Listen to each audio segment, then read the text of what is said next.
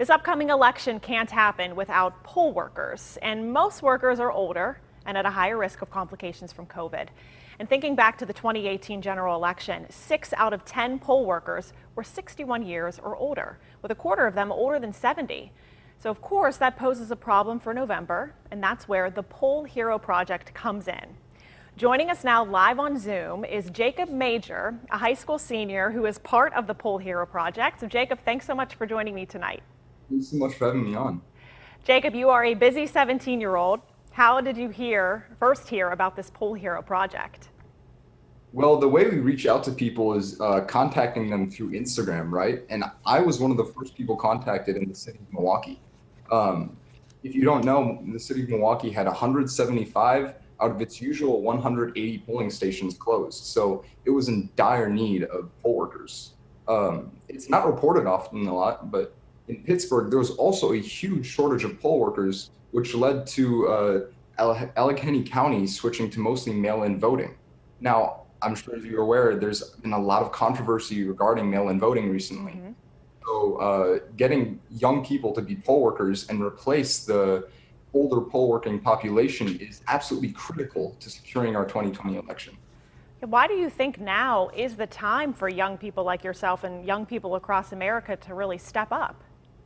Well, as unfortunate as it is, we've seen that young people aren't as active as they can be in our democracy.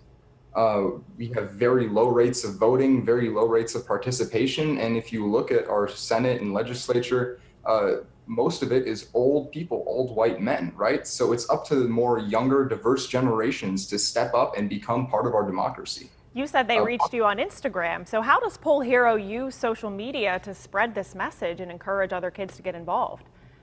Right. Well, we get kids who mostly use Instagram and not email and text, which is how a lot of traditional political outreach is done.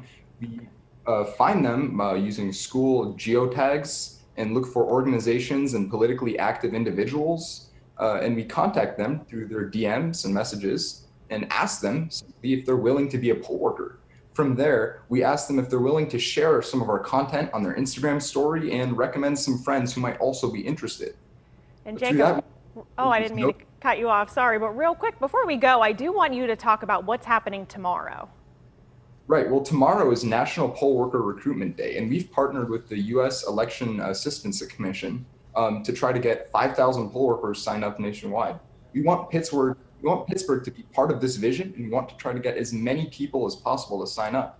So if you are above the age of 17 and looking to make between $115 and $140, please sign up at pollhero.org or just go to your local Allegheny County website to sign up to be a poll worker and become part of this vision.